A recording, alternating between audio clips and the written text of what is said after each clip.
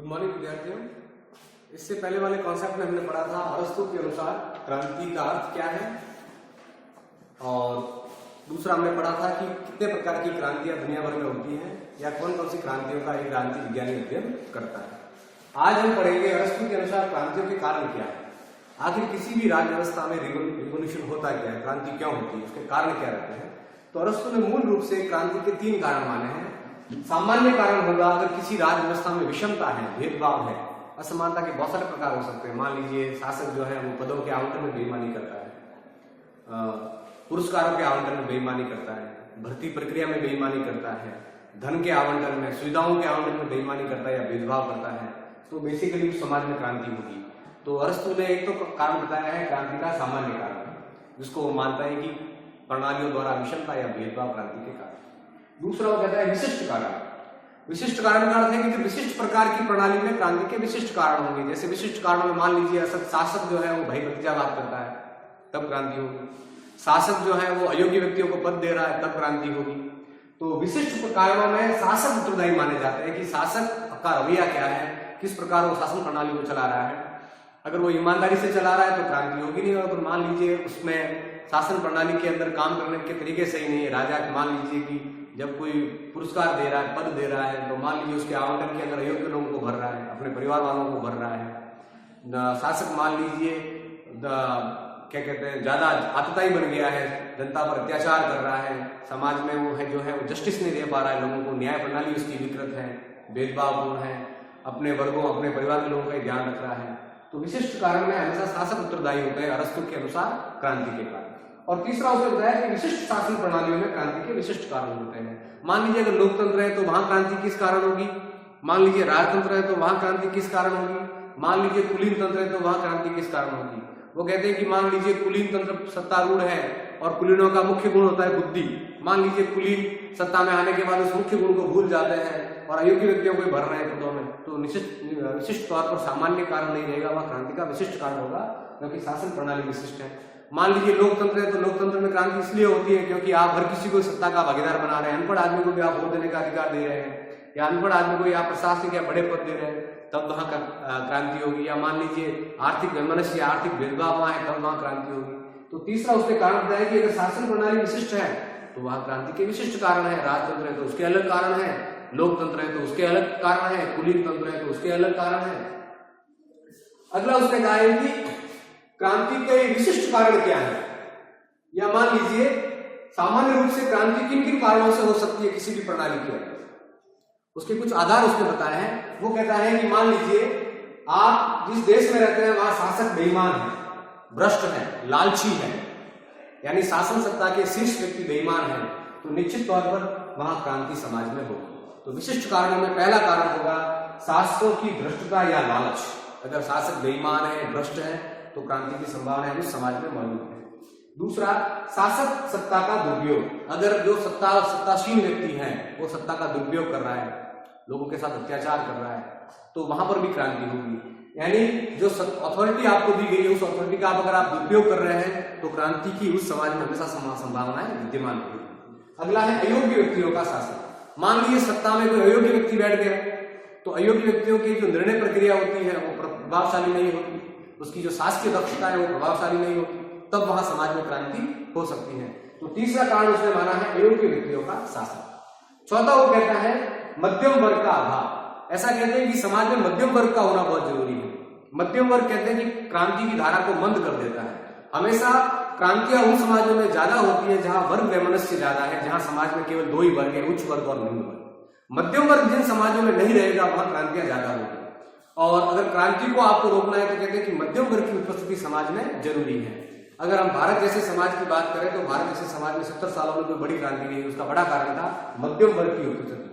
और अगर जो क्रांति संबंधी विषयों का अध्ययन करते हैं वो लोग ये भी कहते हैं कि मध्यम वर्ग एक सेतु का काम करता है, वो निम्न वर्ग से थोड़ा ऊपर होता है और उच्च वर्ग से थोड़ा नीचे होता है, तो वो क्रांति की धारा को बंद कर देता है। और जिन सोसाइटियों में, जिन राज्य व्यवस्थाओं में मध्यम वर्ग उपस्थित रहता है, उसकी उपस्थिति नहीं होती, वहां क्रांति की संभावनाएं ज्यादा होती है।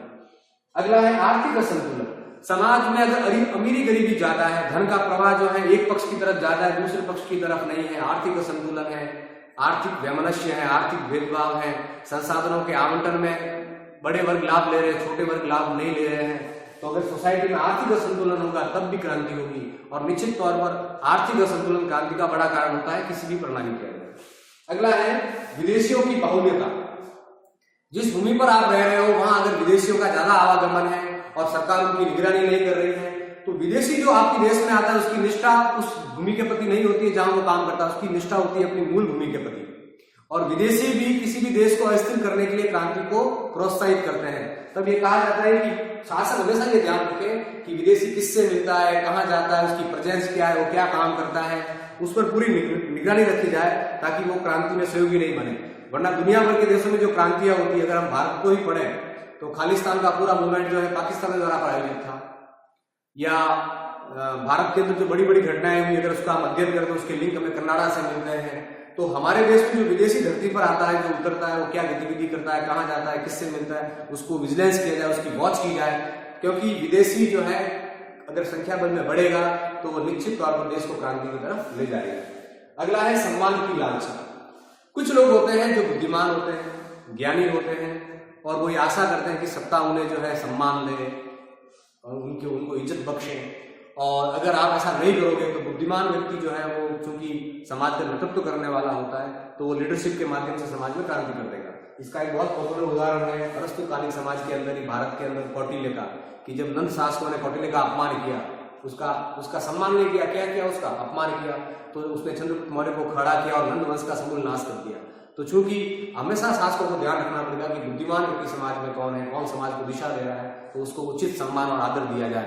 अगर आप ऐसा नहीं करते हैं तो समाज में क्रांति की संभावनाएं मौजूद रहेगी। अगर हम 2011-12 की बात करें तो अन्ना हजारे को जब जेल में डाला गया तो उसके परिणाम क्या हुए कि सत्ता परिवर्तित हो गई और सत्ता जो है वो मनमोहन सिंह से एनडीए के पास चली गई। तो हमेशा आपको ये ध्यान रखना है कि जो लोग बुद्धिमान है समाज के, उनको उचित सम्मान जो है वो समाज द्वारा दिया जाए, वरना वे लोग क्रांति की दिशा को तय करने वाले होते हैं। अगला है अल्प परिवर्तनों की उपेक्षा। समाज में कई बार जो छोटे छोटे परिवर्तन होते हैं उनका आप शासकों को उपेक्षा का भाव नहीं अपनाना है। आपको ध्यान रखना है कि ये छोटे से परिवर्तन जो है कि ऐसा नहीं क्रांति का रूप ले लें। इसका उदाहरण मैं आपको ऐसे दे सकता हूं कि जब माओ से तुंग को 2200 किलोमीटर की लंबी यात्रा करनी पड़ी तो शासकों ने ध्यान नहीं दिया। उसको लगा कि माओ यहाँ से भाग गए हैं और बाद में माओ ने सबसे बड़ी चाइना के अंदर माओवादी क्रांति की। तो हमेशा आप जो छोटे मोटे परिवर्तन होते हैं, आर्थिक परिवर्तन है, सामाजिक परिवर्तन है, राजनीतिक परिवर्तन है, उसकी आप उपेक्षा मत करो। अगर आप उपेक्षा करते हो तो वे परिवर्तन आगे जाकर क्रांति का रूप ले सकते हैं। 1947 में जब देश का विभाजन हुआ तो उसकी भूमिका 1857 में लिखी जा चुकी थी। 1857 के अंदर हमने मुस्लिम तुष्टीकरण को सामान्य माना कि इससे कुछ होने वाला है नहीं, लेकिन बाद में वही मुस्लिम तुष्टीकरण जो है पाकिस्तान की मांग पर अड़ गया और भारत का एक दुखद विभाजन हुआ। तो हमेशा छोटे मोटे परिवर्तनों पर निगरानी की जाए और उनका उचित समय पर उचित समाधान किया जाए ताकि आने वाले समय में होने वाली क्रांतियों को हम रोक सकें। अगला है निर्वाचन संबंधी षड्यंत्र। अगर कोई किसी देश के अंदर चुनाव संबंधी धांधली होगी तो निश्चित तौर पर वहां आने वाले समय में क्रांति होगी। इसका मैं आपको सबसे सामान्य उदाहरण देता हूं। भारत में कहते हैं कि 1980 में जब जम्मू कश्मीर में चुनाव हुए तो कहते हैं कि कांग्रेस और नेशनल कॉन्फ्रेंस ने मिलकर जम्मू कश्मीर चुनाव में धांधलियां की, ऐसा आरोप लगाया सैयद सलाउद्दीन ने। और बाद में वही सैयद सलाउद्दीन जो है वो पाकिस्तान में जाकर कश्मीर का पहला आतंकवादी गुट खड़ा करता है, हिजबुल्लाह मुजाहिदीन। तो कभी भी निर्वाचन संबंधी धांधलियां भी क्रांति खड़ी करती हैं। इसलिए निर्वाचन में ट्रांसपेरेंसी, ईमानदारी होना बहुत जरूरी है, अन्यथा धीरे धीरे वो क्रांति का रूप लेगा। अगला है परस्पर विरोधी वर्गों में असंतुलन। ऐसा कहा जाता है कि जब तक समाज में वर्गीय संतुलन है क्रांति नहीं होगी। हम अंतरराष्ट्रीय क्रांति में पढ़ते हैं चेक और बैलेंस। जब चेक और बैलेंस अस्थिर होता है तब दुनिया में युद्ध होता है। तो अगर समाज में विशिष्ट वर्गों में तालमेल है, संतुलन है, तो क्रांति को रोका जा सकता है। लेकिन मान लीजिए वर्गों में असंतुलन है, एक वर्ग शक्तिशाली है, दूसरा कमजोर है, तो निश्चित तौर पर जो शक्तिशाली वर्ग है वो आगे जाकर क्रांति की भूमिका को तैयार करेगा। तो शासक हमेशा ये ध्यान रखें कि समाज में वर्गीय संतुलन जो है वो कायम हो ताकि क्रांति को रोका जा सके। ये है क्रांति के विशिष्ट कारण जो विशिष्ट शासन प्रकार की प्रणालियों में होते हैं। आपके